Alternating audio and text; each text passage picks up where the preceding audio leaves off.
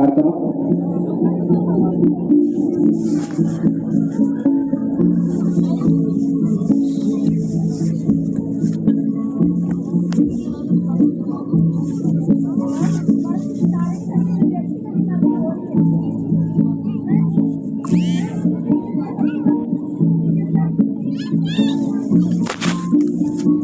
यीशु मसीह के सामर्थी नाम में हम मांगते हैं।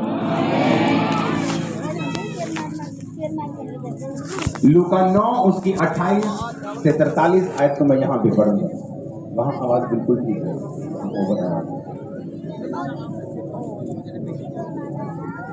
अपनी बाइबल को खोलेंगे। लूका 9 उसकी 28 से 43 आयत।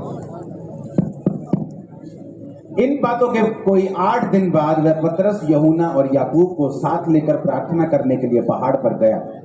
जब वह प्रार्थना कर रहा था तो उसके चेहरे का रूप बदल गया और उसका वस्त्र श्वेत होकर चमकने लगा। और देखो, मूसा और एलिया उसके साथ 2 पुरुष बातें कर रहे थे। वो महिमा सहित दिखाई दिए और उसके मरने की चर्चा कर रहे थे जो यरूशलेम में होने वाला था। पतरस और उसके साथी नींद से भरे थे और जब वह अच्छी तरह सचेत हुए तो उसकी महिमा और उन 2 पुरुषों की जो उसके साथ खड़े थे उनको देखा। जब वे उसके पास से जाने लगे तो पतरस ने यीशु से कहा, हे स्वामी, हमारा यहाँ रहना भला है कि हम 3 मंडप बनाएं, एक तेरे लिए, एक मूसा के लिए और एक एलिया के लिए। वो ना जानता था कि क्या कह रहा है। वह कह ही रहा था कि बादल ने उसे छा लिया और तब वे उस बादल से घिरने लगे तो डर गए। तब उस बादल में से शब्द निकला, ये मेरा पुत्र है, ये मेरा चुना हुआ है, ये मेरा प्रिय पुत्र है, इसकी सुनो। ये शब्द होते ही यीशु अकेला पाया गया और जब वो चुप रहे, जो कुछ उन्होंने देखा था कोई भी बात उन दिनों में किसी से ना कही। दूसरे दिन जब वो पहाड़ से उतरे तो एक बड़ी भीड़ उनसे आ मिली और देखो, भीड़ में से एक मनुष्य ने चिल्लाकर कहा, हे गुरु, मैं तुझसे विनती करता हूं कि मेरे पुत्र पर कृपा दृष्टि कर, क्योंकि वह मेरा इकलौता है। देख, एक दुष्ट आत्मा उसे पकड़ती है और एकाएक वो चिल्ला उठता है। वह उसे ऐसा मरोड़ती है कि मुंह में झाग भर लाता है और उसे कुचलकर कठिनाई से छोड़ती है। मैंने तेरे चेलों से विनती की कि उसे निकाले, परंतु वो ना निकाल सके। यीशु ने उत्तर दिया, हे अविश्वासी और हठीले लोगों, मैं कब तक तुम्हारे साथ रहूंगा और कब तक तुम्हारी सहूंगा। अपने पुत्र को यहाँ ले आ। वह आ ही रहा था और दुष्ट आत्मा ने उसे पटक कर मरोड़ा, परंतु यीशु ने अशुद्ध आत्मा को डांटा और लड़के को अच्छा करके उसके पिता को सौंप दिया। तब सब लोग परमेश्वर की महासामर्थ्य से चकित हुए। सब बोलो आमीन। ऊंची आवाज से बोलो आमीन। आमीन। यहाँ तो को उठाओ, बोलो ये वचन मेरी जिंदगी में 100 नफलों को लेके आए। ऊंची आवाज में, ऊंची आवाज में।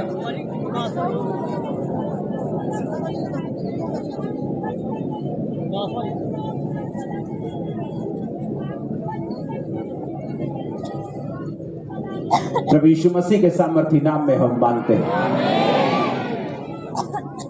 बाइबल कहती है प्रभु यीशु मसीह अपने चेलों को, कौन से चेले? 3 चेले। कौन से 3? पतरस, याकूब और यूहन्ना, उन्हें पहाड़ पे लेके गए।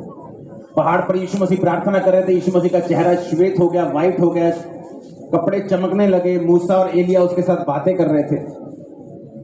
ये हेवनली एक्सपीरियंस उन चेलों को हुआ जो परमेश्वर के बड़े करीब थे।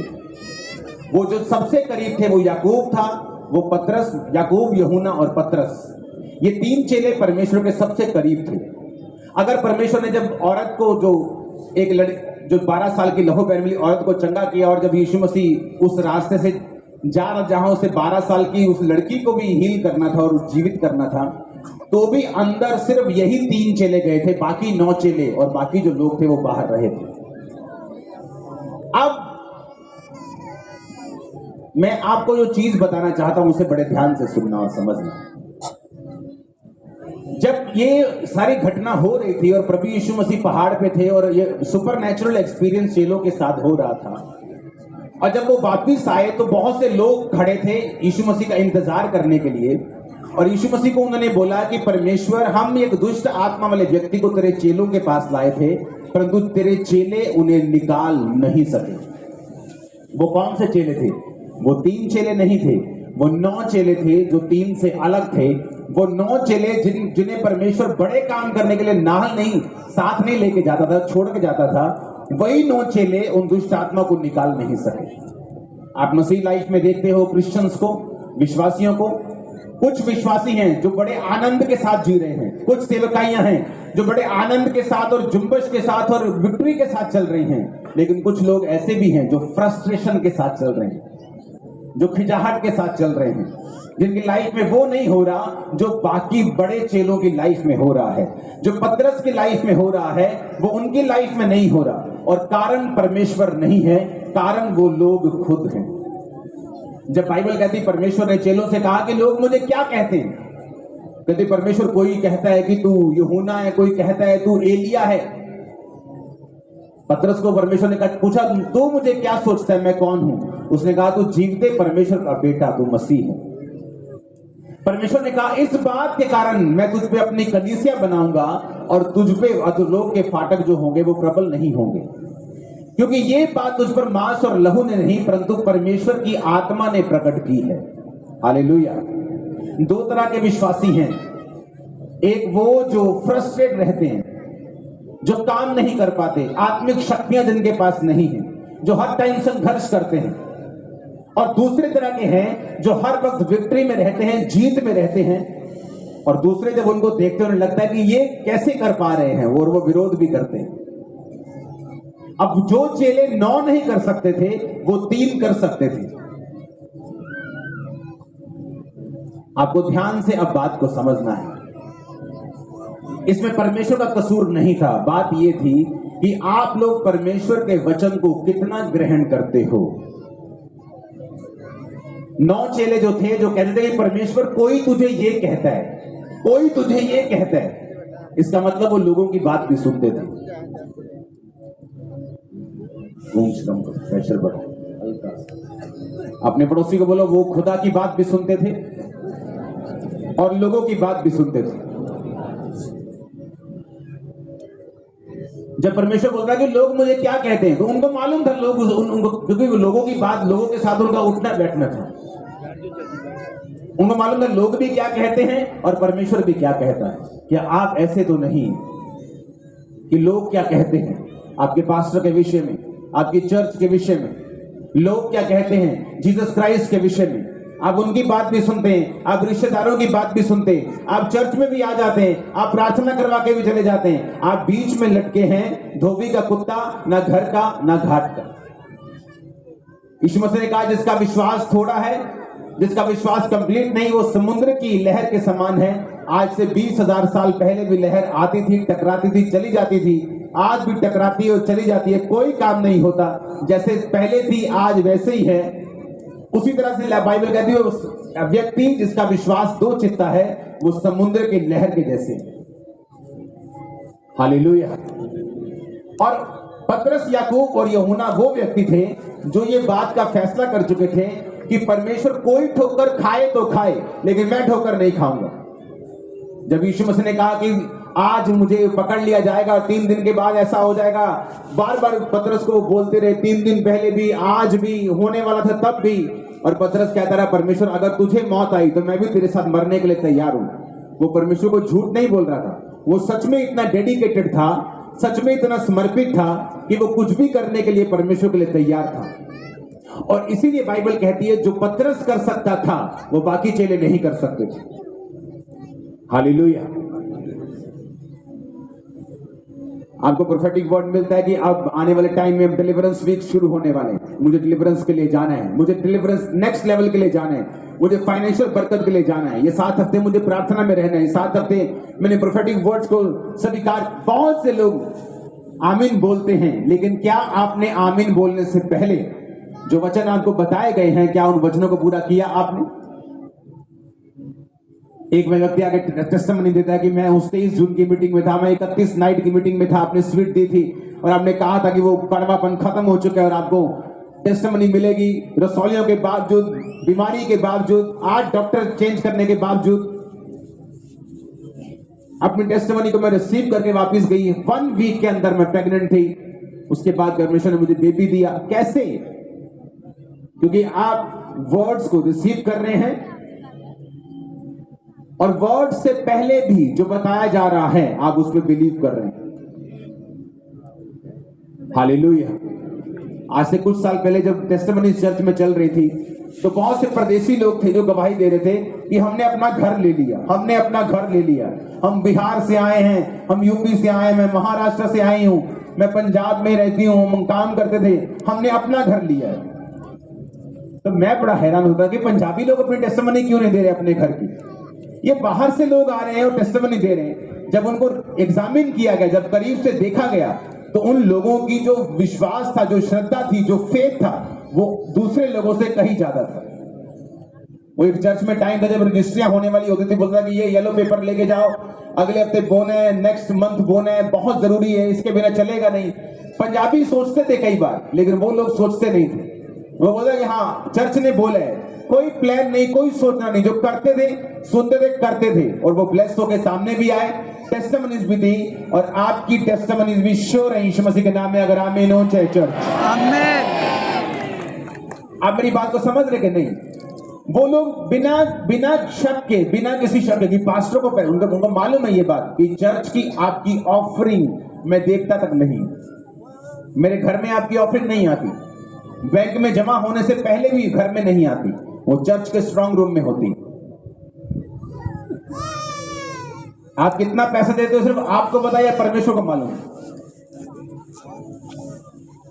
वो 20-25 लोगों की टीम गिनती है, in house CA, outside CA, वो सब चेक करते हैं पैसा कहां जा रहा है, कहां खर्च हो रहा है। टीम है जहां जो सारे खर्चे का ध्यान रखती है, कोई गलत पैसा जा तो नहीं रहा, पक्के में सारा काम होता है। किस आप मुझे मालूम भी नहीं होता आपका 2000 का नोट किस रंग का है, लेकिन ये एक सिस्टम परमेश्वर ने इसलिए बनाया कि आप लोग बरकत को पा सके। मैंने लोगों को देखा है अपने कर्जे के लिए प्रार्थना करना कि परमेश्वर मेरे कर्जे से मुझे आजाद कर, और 10 साल से प्रेयर कर रहे हैं। वो जो टाइट बोते हो, नहीं, आप कभी भी कर्जों से फ्री नहीं हो सकते, क्योंकि बाइबल कहती है परमेश्वर ने एक स्ट्रक्चर बनाया, एक वचन का स्ट्रक्चर बनाया, एक सिस्टम बनाया, उस सिस्टम के बाहर बरकत नहीं है।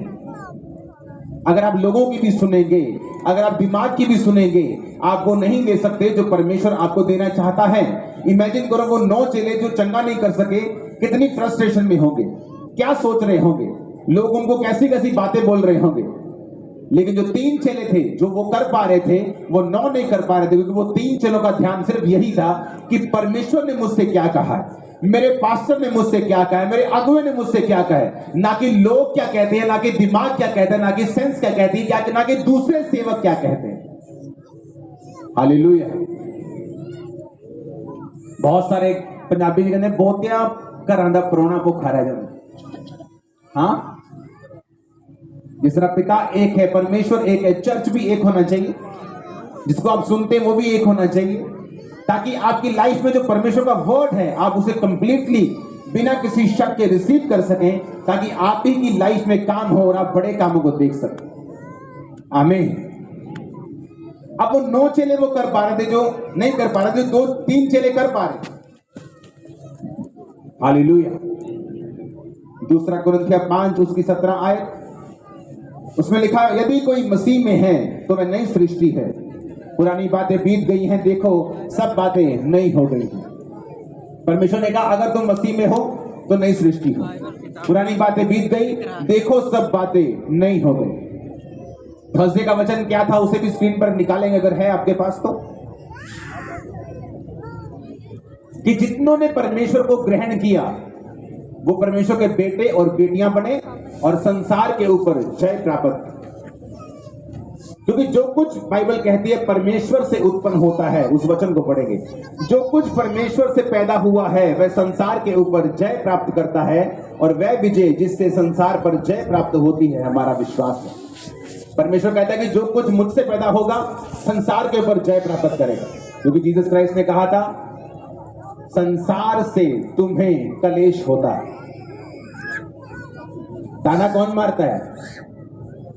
कौन मारता है? स्वर्गदूत मारते हैं, परमेश्वर मारता है कि रिश्तेदार मारते हैं, संसार मारता है?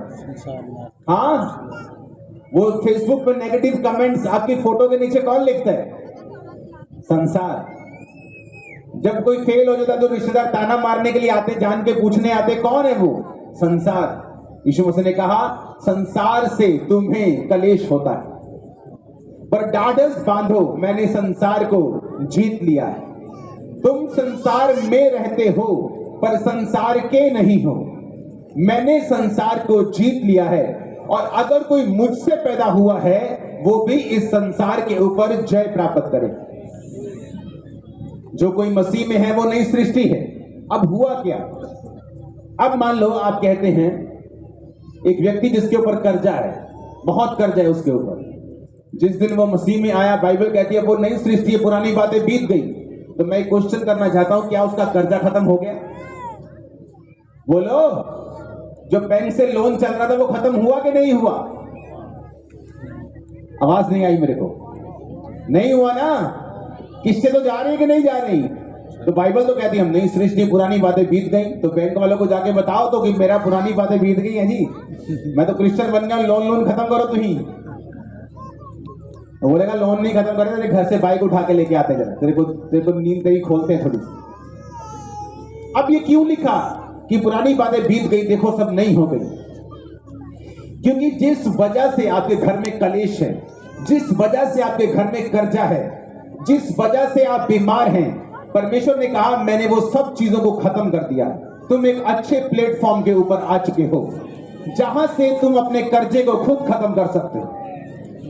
अब ध्यान से सुनो, अगर मान लो मैं जब मसीह में आया तो मैं नई सृष्टि हूं, अब मैं मसीह में हूं, मुझे ये वचन मालूम होना चाहिए कि जो कोई मसीह से पैदा हुआ है वो संसार के ऊपर जय प्राप्त करता है। अब कर्जा भी संसार का है, तो मैं क्या करूंगा? अब मैं बाइबल में से ढूंढूंगा कि परमेश्वर का वचन इस कर्जे के विषय में क्या कहता है, क्योंकि बाइबल कहती है मसीह से पैदा होने का मतलब है मुझे वचन से पैदा होना पड़ेगा। अगर वचन से पैदा मैं नहीं हुआ हूं, जिस तरह यूहन्ना 1 उसकी 12 और 13 में लिखा, जितनों ने उसे ग्रहण किया उसने उन्हें परमेश्वर की संतान होने का अधिकार दिया, अर्थात जो उसके नाम पर विश्वास रखते हैं वो ना तो लहू से, ना शरीर की इच्छा से, ना मनुष्यों की इच्छा से, परंतु परमेश्वर से उत्पन्न हुए हैं। सब बोलो आमीन। क्या कहा परमेश्वर ने? कि जितने उसको ग्रहण करते हैं परमेश्वर उन्हें अपनी संतान होने का अधिकार देता है। वो अब मांस से, शरीर की इच्छा से, लहू से, मनुष्यों की इच्छा से नहीं, परंतु प्रभु से उत्पन्न हुए। आप पैदा हुए, आपके माता पिता ने आपको पैदा किया, आपका सेम ब्लड है, आपका डीएनए मैच करता है। डॉक्टर बोलते हैं भाई साहब तुम मीठा नहीं खाते लेकिन फिर भी शुगर होगी तुमको, क्योंकि तुम्हारे जनरेशन में शुगर है। ये सब बीमारियां तुम्हें जनरेशन से मिलती आ रही हैं। अगर किसी की जनरेशन में कैंसर है, डॉक्टर बोलते हैं अगर आपकी जनरेशन में कैंसर है तो बड़े चांसेस है कि वो आपको भी होंगे।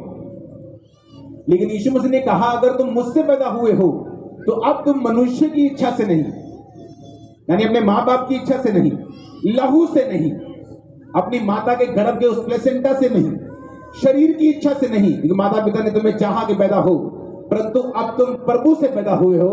तुम्हारा डीएनए चेंज कर दिया गया है, वो डीएनए फेलियर का निकाल के सक्सेस का डाल दिया गया है।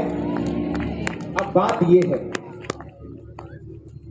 पतरस, याकूब और यूहन्ना बिना फ्रस्ट्रेशन के, बिना खिच के, बिना संघर्ष के सेवकाई करते रहे, फल पाते रहे, लाखों में जाते रहे, और दूसरे संघर्ष करते रहे, तीसरे तरह के भी होंगे जो बिल्कुल नाकामयाब होंगे।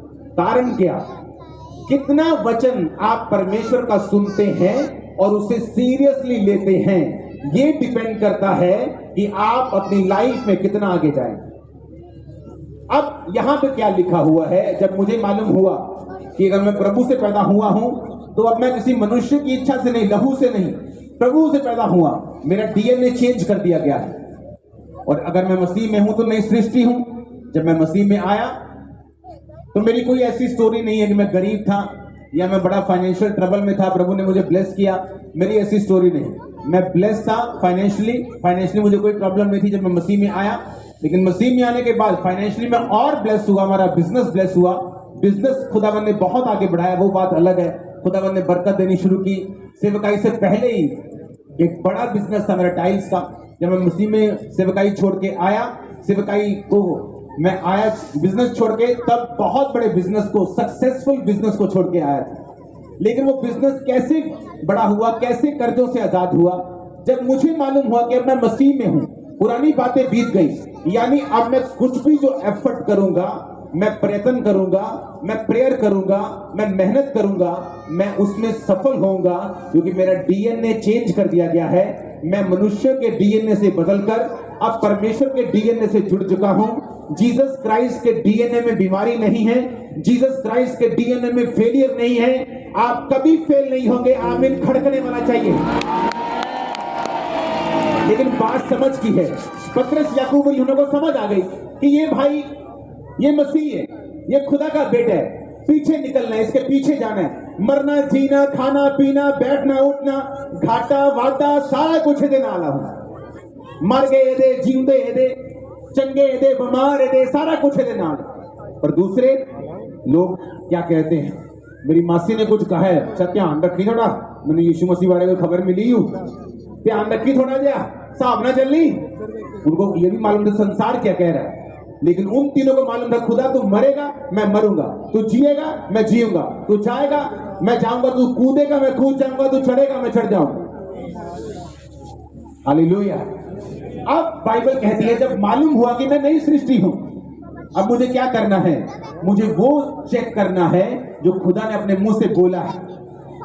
मेरी लाइफ की आदत थी, मैं 10% नहीं निकालता था, मैं 20% निकालता था अपनी मसीह जिंदगी की शुरुआत में, तभी भी।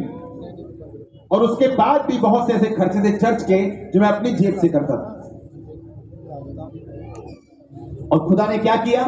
मुझे वो ब्लेस करता गया, क्योंकि बाइबल कहती है जब तू बोएगा तू काटेगा, तू जितना बोएगा उतना काटेगा। तूने कंजूसी से बोया तो कंजूसी से काटेगा, तूने बाउंडफुली दिल से चेयरफुली बोया, ज्यादा बोया तू ज्यादा काटेगा। मैंने ज्यादा बोया, आज मैं ज्यादा काट रहा हूं। कामरा चल से जलने की जरूरत नहीं, आप बो सकते हैं और काट सकते हैं। खुदावंद का वचन आज भी जीवित, आज भी पूरा होता है, आज भी ताजा है, पुराना नहीं हुआ। आमीन। आप बोए, आप काटे। आपको ये ग्लोरी दिखती है, चर्च में लाखों लोग ब्रांचेस में दिखते हैं, लेकिन आपको इसके पीछे की स्टोरी नहीं दिखती। आपको ये नहीं दिखता कि जब चर्च में जरूरत होती थी तब भी अपने बैंक अकाउंट्स खाली कर दिए जाते थे, सीड के रूप में, बीज के रूप में। और लोगों को लगता कि खामरा से बीज आया, खामरा के पास बहुत पैसा होगा, लेकिन वो ये मालूम नहीं होता कि खामरा चर्च ने अपना बैंक अकाउंट खाली कर दिया और आपको बो दिया। ऐसा बीज जो पेनफुल होता था, जो जिसे पूरा करने में कुछ महीने लगते थे, जिसका दर्द कंप्लीट होने में, जिसको भरपाई करने में कुछ महीने लगते थे, ऐसे बीजों को बोते थे। और आज हमने रिजल्ट लिया है और आज भी बोते जाएंगे ताकि रिजल्ट कभी खत्म ना हो। आमीन। अब 9 चेले खुदा की भी सुन रहे हैं, लोगों की भी सुन रहे हैं, दिमाग की भी सुन रहे हैं, सिचुएशन की भी सुन रहे हैं, परिस्थितियां कैसी हैं, मेरे पास कितना है, मैं प्रेयर कर सकता हूं कि आज चर्च जा सकता हूं कि नहीं, आज मुझे काम है। लेकिन वो 3 चेले पूरी ब्लाइंड फेथ के साथ खुदावंद के पीछे हैं, और इसलिए रिजल्ट उनकी लाइफ में ज्यादा है। आप देखो आपको कैसा रिजल्ट चाहिए, कैसी बरकत आपकी लाइफ में चाहिए। मैं आपको एक सच बात बोल रहा हूं, जितनी बरकत, फिजिकल बरकत और आत्मिक बरकत आपकी लाइफ में होगी, आपके लोग करीबी, आपका परिवार, आपका मोहल्ला, आपके पड़ोसी उतनी जल्दी मसीह में आए। जितना आप लेट बढ़ेंगे, आपकी टेस्टिमनी लेट होगी, जितना देरी के साथ इन बातों को रिसीव करके फिर बरकत पाएंगे, उतना आपका परिवार लेट होगा, उतने आपके लोग लेट होंगे। क्योंकि जो बरकत है ये परमेश्वर की ओर से है, शैतान की ओर से नहीं। जो कुछ संसार में अच्छा बनाया गया वो खुदा की ओर से बनाया गया, खुदा के लोगों के लिए बनाया गया। लेकिन परमेश्वर ये चाहता है कि वो उसी के तरीके के साथ और वचन के तरीके के साथ आपको मिले, शैतान की तरह नहीं। जो यीशु मसीह को बोला था कि अगर तुम मुझे झुककर प्रणाम करे तो सारा कुछ जो क्रूस तुझे मिलेगा ऐसे ही ले जा, मुझे प्रणाम कर दे। लेकिन यीशु मसीह को मालूम था कि जो यहोवा देता है उसके साथ वो दुख नहीं मिलाता, वो महिमामय होता है।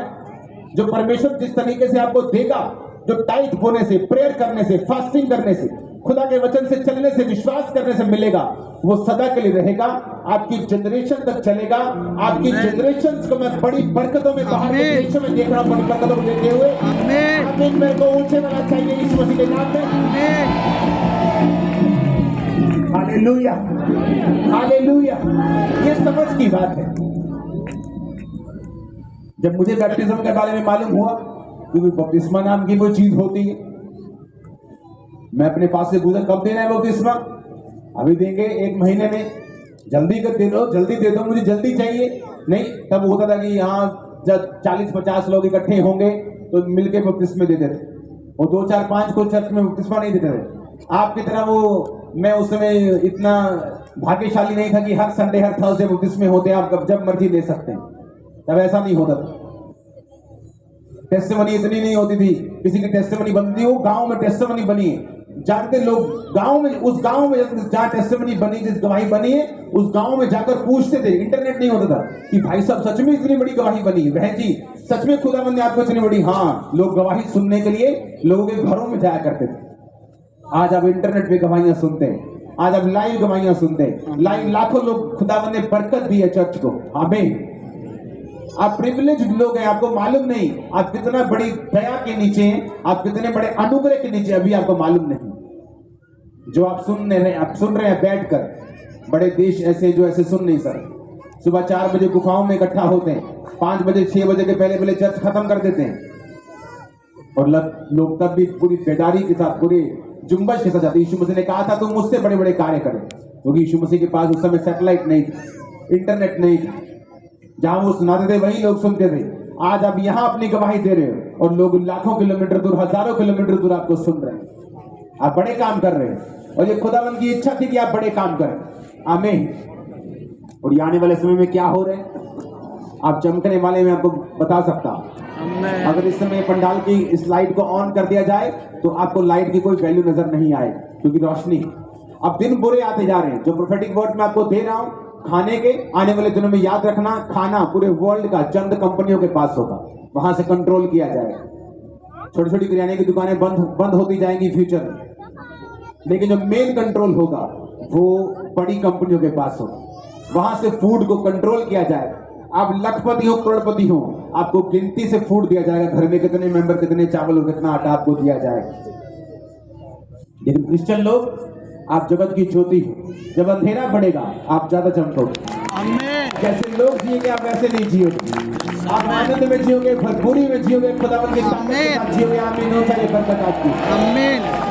अब फैसला आपके हाथ है, आपको 9 चेलों की तरह बनना है, हिसाब से चलना है, देख के चलना है कि हाँ जेब अलाउ कर रही है, टाइट दे दे, इस महीने खर्चा ज्यादा हो गया नहीं देना, आज मेरा टाइम अलाउ कर रहा है मैं चर्च में जाऊं, आज मुझे ज्यादा काम आ गया चर्च में नहीं हूं।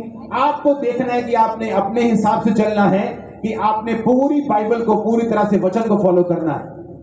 परमेश्वर आपको चॉइस देता है, आप धीरे धीरे बढ़ सकते हैं, आप जल्दी बढ़ सकते हैं, आप बहुत आगे जा सकते हैं, आप एक जगह पे सेटिस्फाइड होकर रुक सकते हैं। आपकी ये अपनी चॉइस है, परमेश्वर की चॉइस नहीं। उसने आप पर छोड़ा, जितना बढ़ना चाहते हैं, जितनी बरकत पाना चाहते हैं, जितना आगे जाना चाहते हैं, ये मसा परमेश्वर ने आपको दिया। हालेलुया। अब ये आपको समझ होनी चाहिए कि मैं नई सृष्टि हूं, क्योंकि परमेश्वर ने मुझे एक नया प्लेटफॉर्म दिया है। मैं एक बेटर जगह के ऊपर हूं। अब मैं यहां से अपने कर्जों से आजाद हो सकता हूं। मैं आपको चैलेंज करता हूं, आपकी लाइफ में कर्जा है, आप खुदावंद के वचनों में आप टाइट को बोना शुरू करो, आप प्रेयर में जाना शुरू करो। मैं कहता हूं, मैं चैलेंज करता हूं, कर्जे के चीथड़े हो जाएंगे दिनों में, मैं आपको बता रहा हूं। लेकिन विश्वास नहीं, हमें लगता है पैसों से कर्जा उतरेगा, वो पैसों से नहीं, वो दया से उतरेगा। हालेलुया। और इसीलिए पतरस, याकूब और यूहन्ना ज्यादा ब्लेस्ड थे। उनकी लाइफ में फ्रस्ट्रेशन नहीं थी जो 9 में थी, वो खिंचाहट नहीं थी, वो संघर्ष नहीं था जो 9 चेलों की लाइफ में था। क्या वो 9 चेले परमेश्वर के चेले नहीं थे? थे। क्या प्रभु के साथ नहीं रहते थे? रहते थे।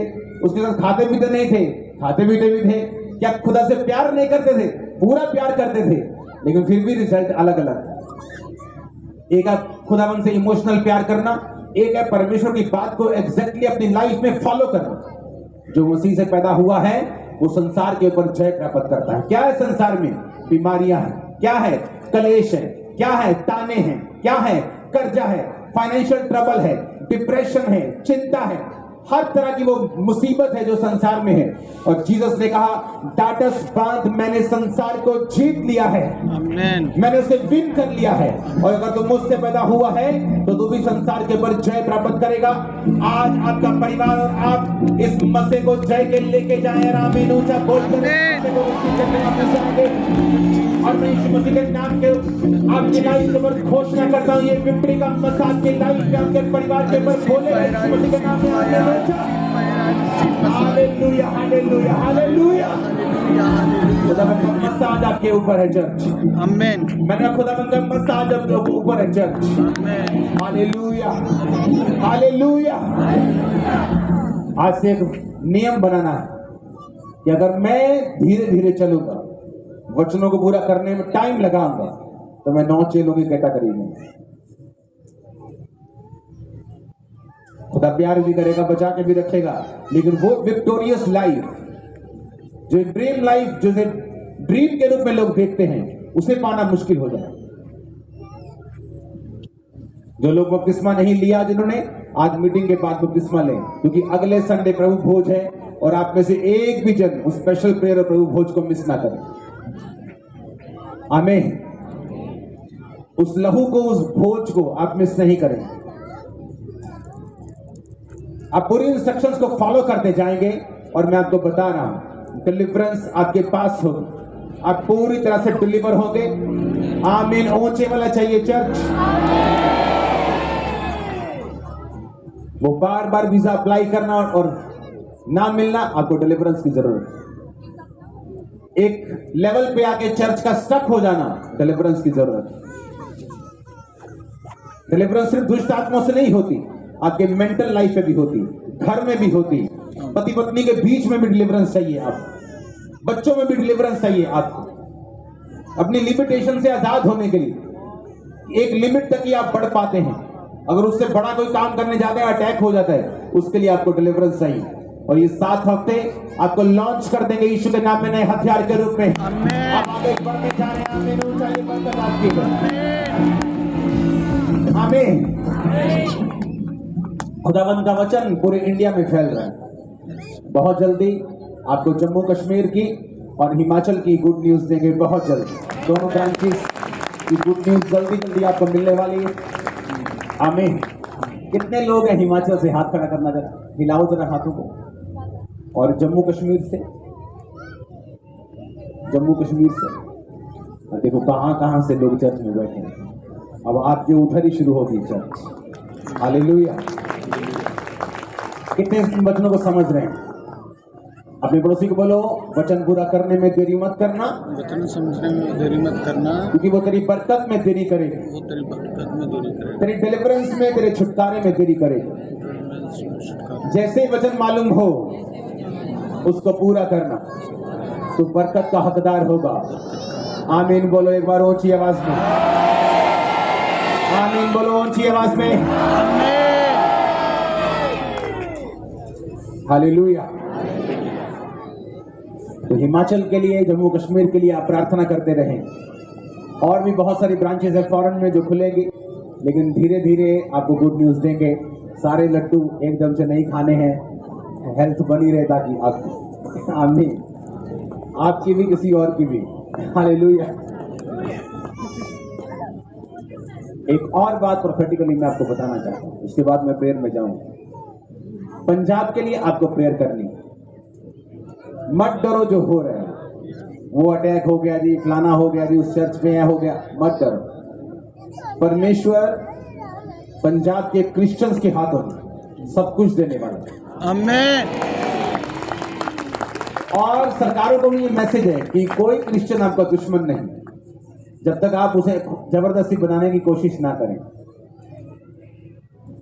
और जो कोई अपने काम में, कागजात में पूरा है, वो आपसे डरता नहीं, वो आपके लिए प्रेयर करता है, वो आपसे प्यार करता है। और इस बात को मैं दोबारा नहीं बोलूंगा। हालेलुया। खुदावंद आपके साथ हो।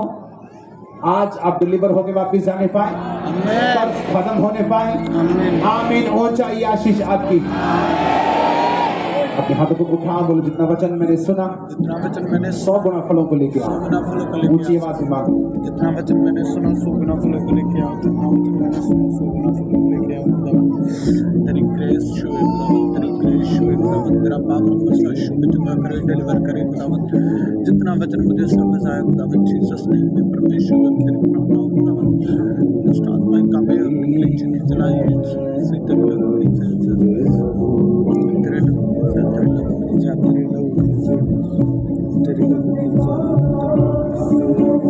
लहू दे विच छुटे। सब जन खड़े हो जाओ।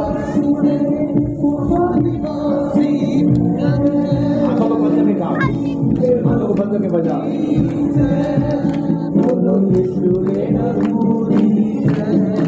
सब ब्रांचेस लाउड से सॉन्ग को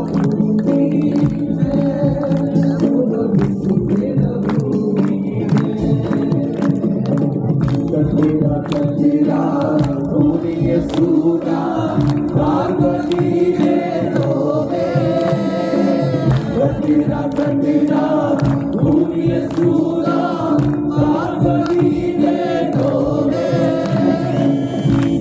जीवनीदा पापी साया पार्वती वाले रोवे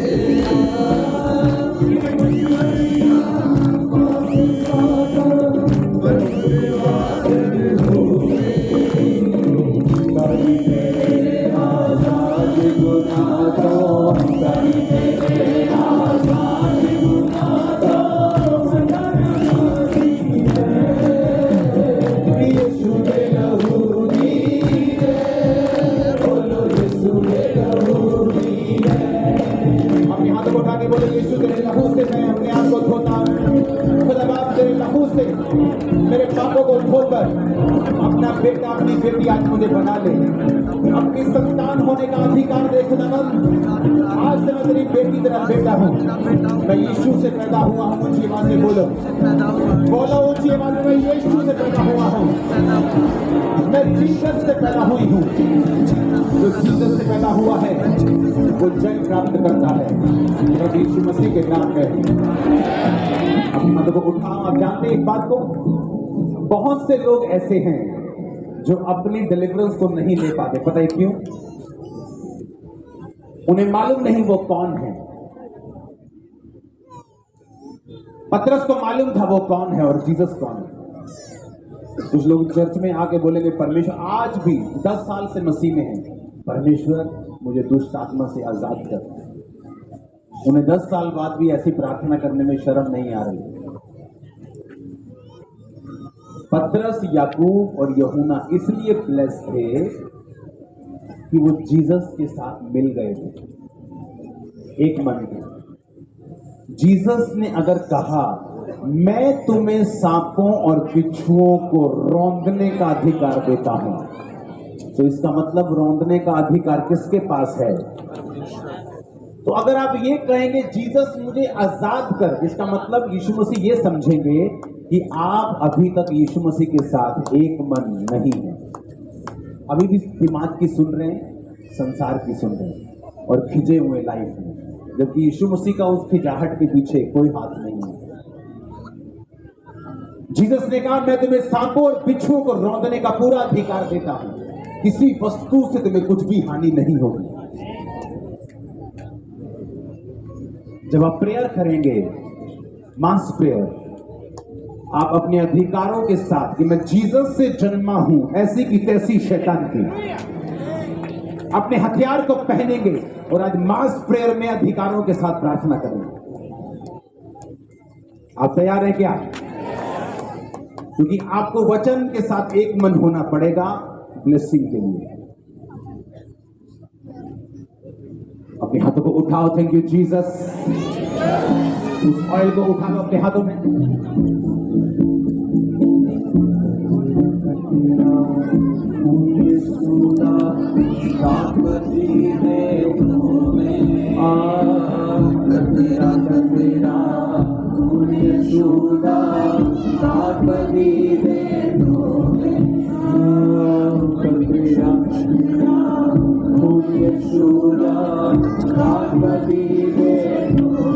जीसस क्राइस्ट, ये ऑयल नहीं आपका लहू बने।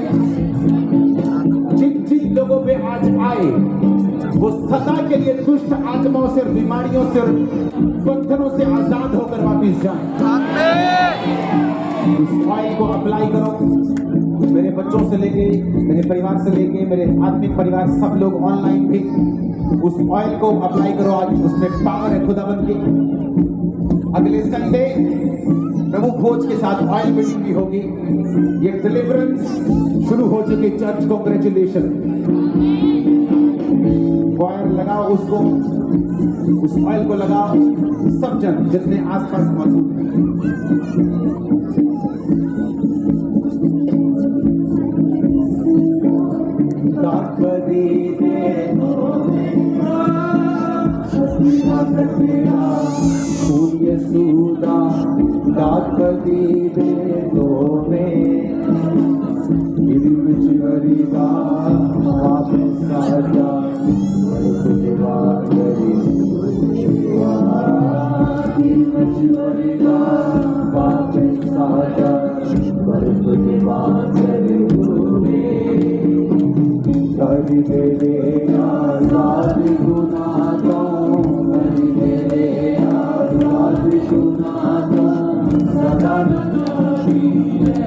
खुदावंद तेरे लहू से आज एक जन धुल जाए।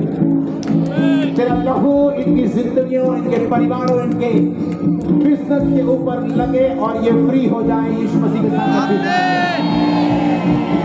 सब तरह की दुष्ट आत्माएं, बीमारियां इस लहू के लगने से आपकी बॉडी को छोड़ के चली जाए राइट नाउ।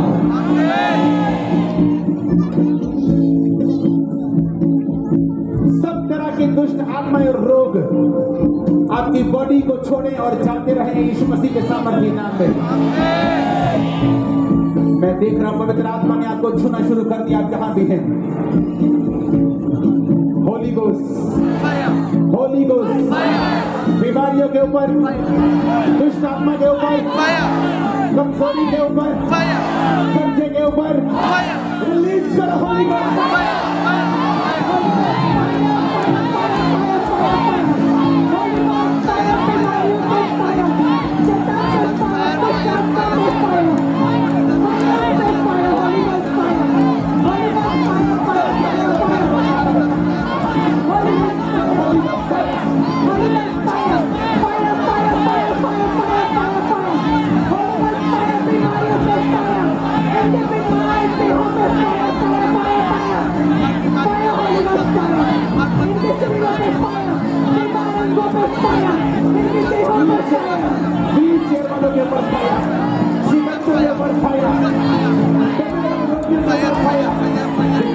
मशीनें लगी, चेहरे हैं फाया, जब गले के रोगी हैं, पेट के रोगी हैं, कैच फायर, कैच फायर,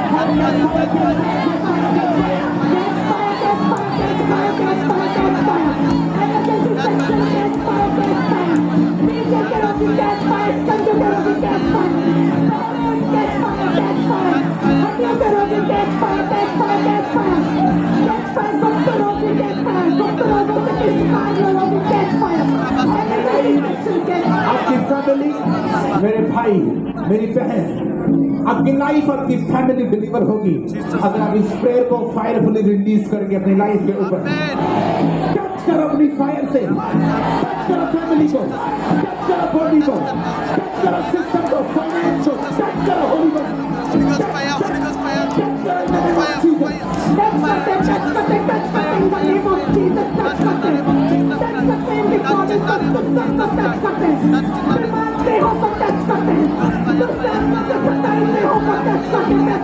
वो देखो आपकी स्क्रीन पर, देखो क्या हो रहा है, वो देखो आपकी स्क्रीन के ऊपर ये बीमारियां हैं, ये दुष्ट आत्माएं जो जा रही हैं, आज आजाद हो जाओ, B free in the name of Jesus Christ.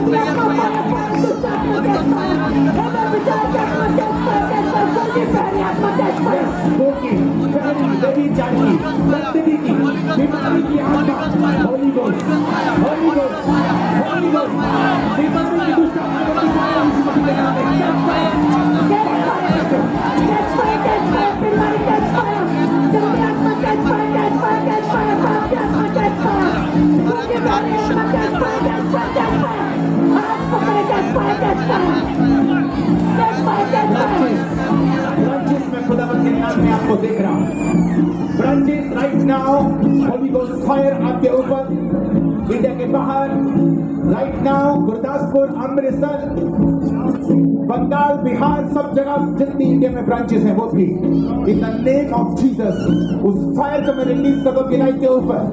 Catch fire and B free, catch fire and be delivered, catch fire, catch fire, catch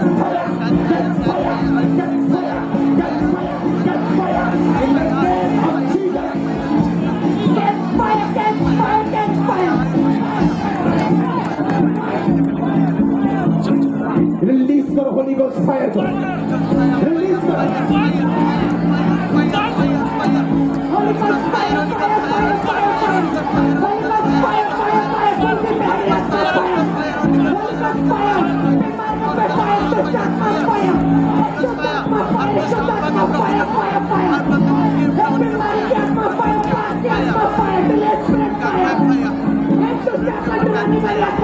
अपनी पत्नी के ऊपर हाथ रखो जिन बहनों के बेबी नहीं, अपने पेट के ऊपर हाथ रखो। आपकी लाइफ, आपका गर्व आज खुदावन की प्रेजेंस में मैं से ब्लेस कोशिश करता हूँ। फलवंत होने के लिए in the name of Jesus आमीन बोलो और फलवंत हो जाओ। आपका फाइनेंस, आपकी बॉडी, आपका सिस्टम राइट नाउ, अपनी बॉडी अपने सिस्टम पर हाथ रखो, अपने कॉन्ट्रैक्ट पर, अपने फाइल पर, अपने पासपोर्ट पर हाथ रखो। ब्लेस हो जाओ in the mighty name of Jesus आमीन। ऊंचा ये बरकत आपकी है। अगले 5 मिनट इस मास प्रेयर में चलेंगे। फिर से अपने हाथों को उठाएंगे होली गोस्ट फायर से राइट नाउ। बोलो जितनी अंधकार की शक्तियां, गंदी आत्माएं हमारी लाइफ पर अटैक करती हैं, आउट हो जाए।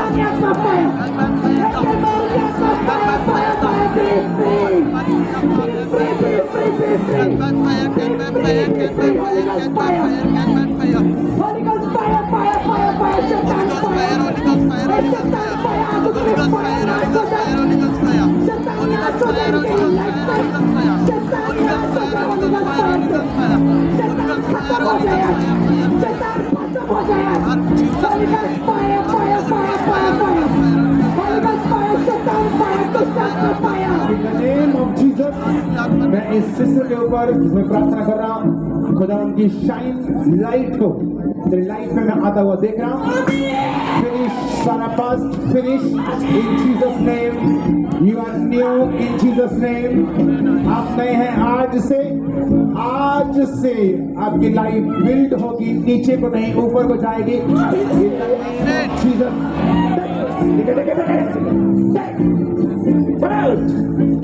in the name of Jesus. Thank you, Lord.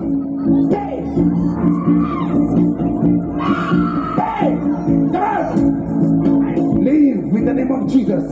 पूरा परिवार आ जाओ। In the name of Jesus. Be free in Jesus' name.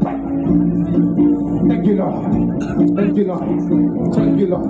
Be free in Jesus' name. Be free in Jesus' name. Holy Ghost fire को release करो in Jesus' name. आज free होकर वापिस जा रहे हैं राइट नाउ। मैंने कहा फ्री होकर वापिस जा रहे हैं आप, सेवा के मसे के साथ वापिस जा रहे हैं आप यीशु मसीह के नाम में। आमीन। ऊंचा ये बरकत आपकी है चर्च। मैंने कहा आमीन। ऊंचा ये बरकत आपकी है। आमीन। ऊंचा ये बरकत आपकी है।